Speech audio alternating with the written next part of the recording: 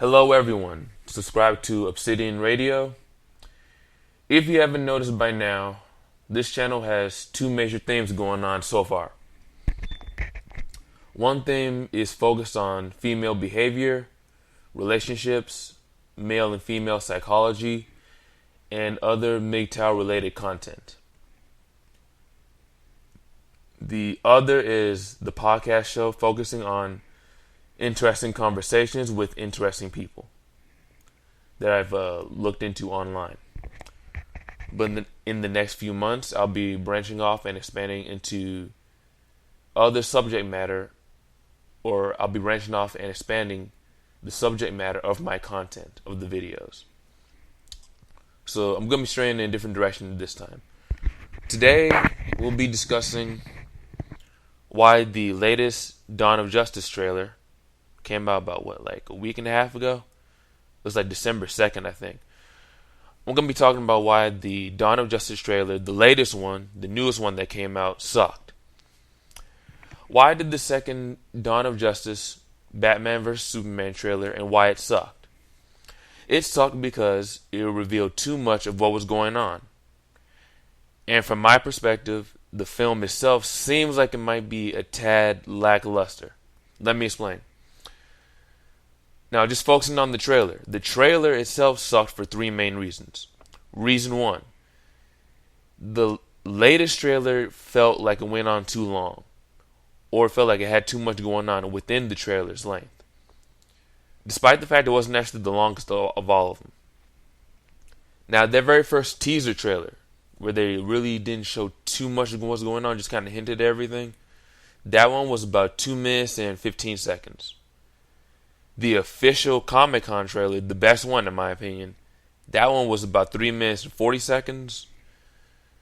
The sneak peek where Superman is taking off Batman's hood, when Batman is hanging from the ceiling with the chains, that was epic and it lasts only 50 seconds. This trailer that I'm commenting on in this video, that one was just about exactly 3 minutes. But it felt longer, and here's the reasons why. 2. The most recent trailer, as a lot of people are probably going to agree, I hope they agree, it gave way too much of the movie away already. Just ruined too much of what the storyline should have been, what should have been kind of a, not too much of a surprise, but it should have been somewhat of a surprise, considering it's the first time you see these three heroes in one film. Let me break it down. From only 3 minutes, I'm pretty sure of what Batman's going to do. I know almost exactly what Superman's going to do. I know what Wonder Woman is going to do.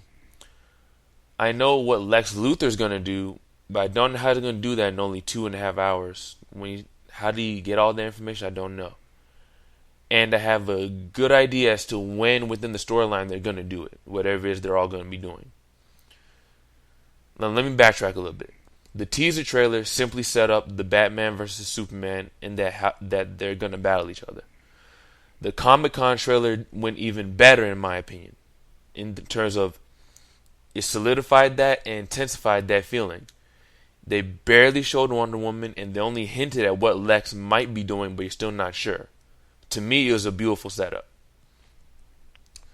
Then there was that epic sneak peek. The one where Batman's again chained up and Superman walks in. Everyone bows down. He walks forward and he rips the hood off of Batman's face. And he looks at him all stern and hard and everything. Cold-blooded so far.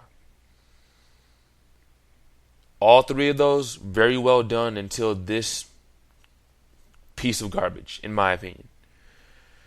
Here's my thing. If a film studio is going to produce the trailers for the film to try to get us excited about it, they need to hype up the audience about what might happen in the story. Just like the teaser, just like the Comic-Con trailer, just like the sneak peek. They probably didn't need this trailer at all, in my opinion. They didn't need to do any of this. You're supposed to hype up what might happen and get us excited about what we might see when we go see the movie. Not give the story away like this latest trailer did, if you've seen it. For those who have seen it, They had a perfect stopping point, like 2 minutes in. That perfect stopping point would have been right after Superman says, "If I wanted to, you'd be dead already." Right then, they should have ended it right there and just left us until we see the premiere. That's it. That should have been it. That should have been the end of it. That should have been done. They didn't. They gave us another like 60 seconds of unnecessary garbage. Now, I'm going to be veering off a little bit, but this has something to do with what I'm talking about in this video. It seems like whether it's the Tell Lies to My Vision programming, or pro wrestling, or films, or music, or whatever, everything that I'm seeing so far in modern society, modern entertainment, seems to be getting more expensive. All of these seems to be actually going lower in quality in terms of how expensive it is. Higher frequency of releases, rushed and or scrambled storylines, and it feels oversaturated in delivery. Now, I might make a video on this as a separate issue later on in the near future, but let me go back to the DC thing. And for what I see, that's what DC is doing. DC is doing those same 5 things. They're scrambling, they're oversaturated, they're rushing everything, and they seem to be doing this to try to like catch up to Marvel's cinematic universe. To me, I could be wrong, but to me, that's a bad move. Very bad move. And I'm going to cover this later on in the end of the video. But let me get to number 3. Number 3. They succeeded in making the first major film of DC's top trio seem like it might be a little underwhelming. DC may have taken some major steam out of what should have been an epic film featuring their 3 biggest faces. So instead of us fans anticipating pure epicness, instead we're sitting here hoping that's not too bad. Why? Again, this is my perspective. Maybe you agree, maybe you disagree, but this is what I see. Too much all at once. In one film, again, this is just one film, Superman and Batman meet each other for the first time.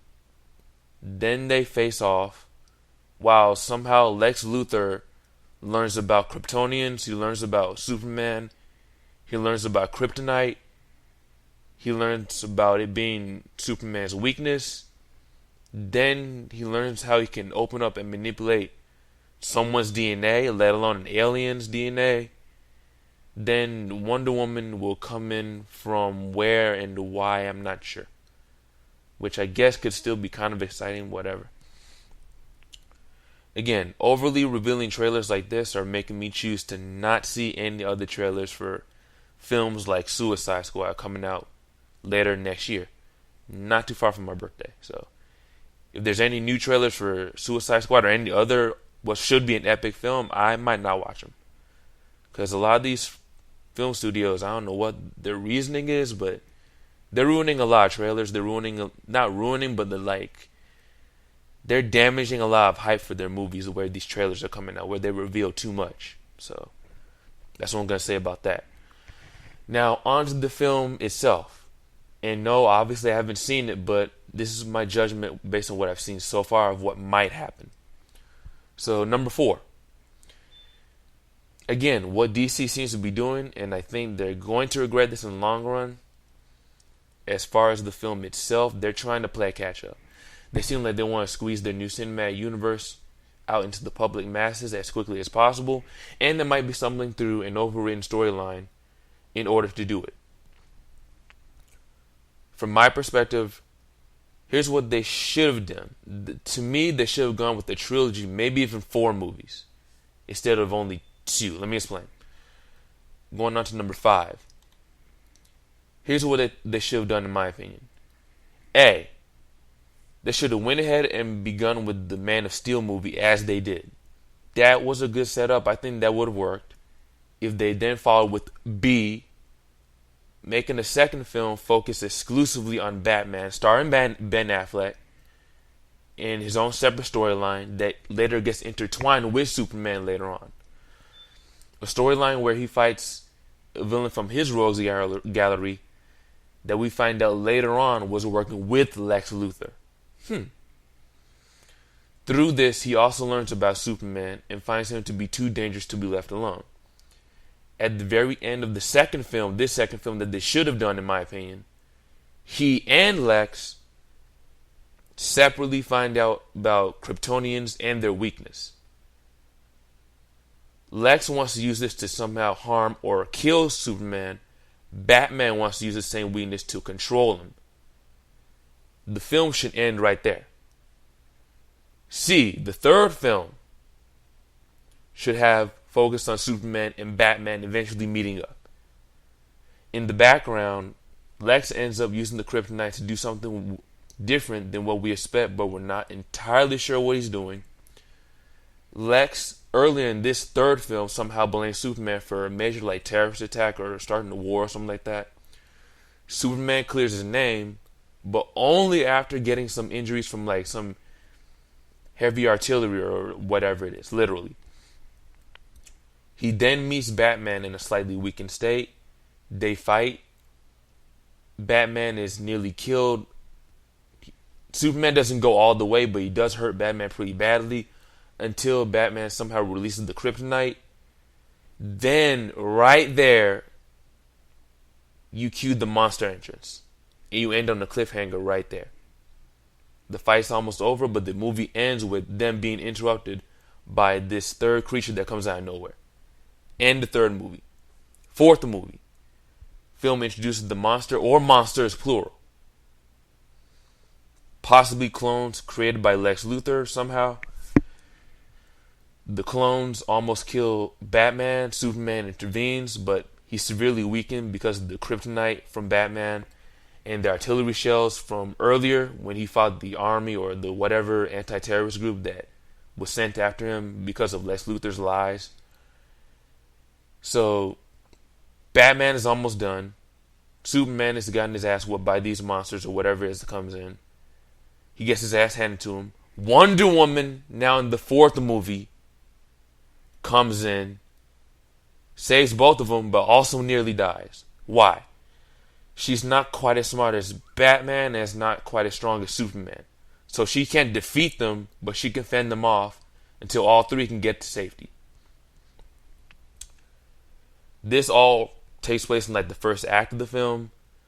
Then later on, when they heal and recover, they meet again. Oh, and during this, the monsters are destroying multiple different cities looking for the three heroes. The three, they stay in hiding until they can recover themselves. They get back together. They fight the monsters to a conclusion, and that's the end of the fourth movie. That would have been a much slower, better build-up to introduce the three main heroes of the DC universe, and also in later films to bring in the other heroes in the Justice League. Martian Manhunter, The Flash, Green Lantern, Hawkgirl. They could have been introduced much later on in multiple movies after these four. That would make more sense to build up the DC universe that way. So that would have been much smoother. So yeah, that would slowly built up the camaraderie of the group, and that would slowly brought us into the Justice League. So now number 6. Here's what I think is going on here.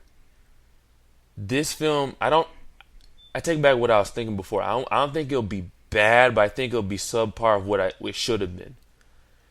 It looks like it's forcing everything in what could have been 4 films in my mind into one long film. Well, technically 2, but you get my point. I think this will hurt DC. Not too much, but it will hurt them to a slight degree overall.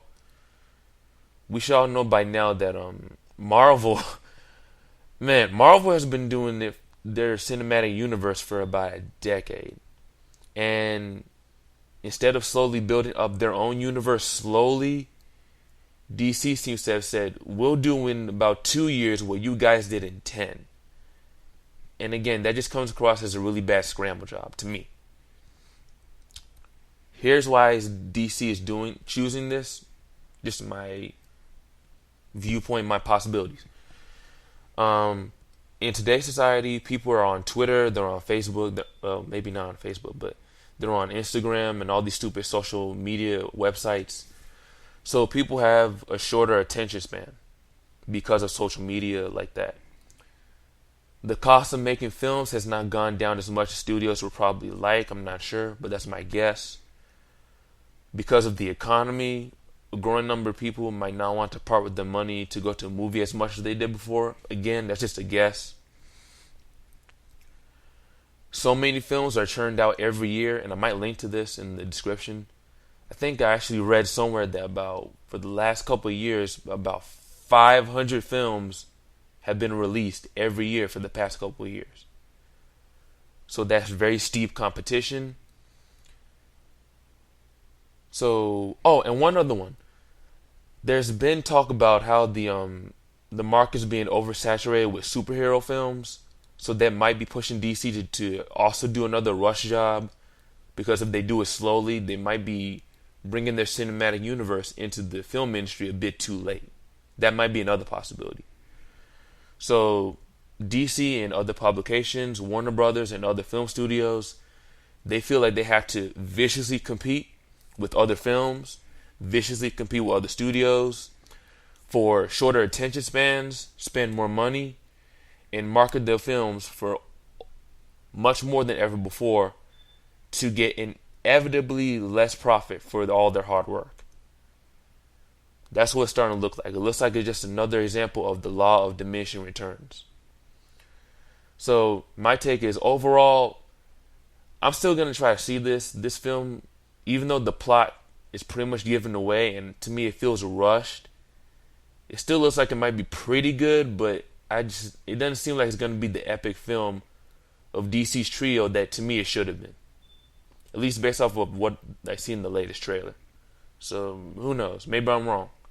But that's all I got to say about that. So I'll still check it out. Leave your opinions in the description, not in the description, in the comment box below. That's all I got to say about that. Peace.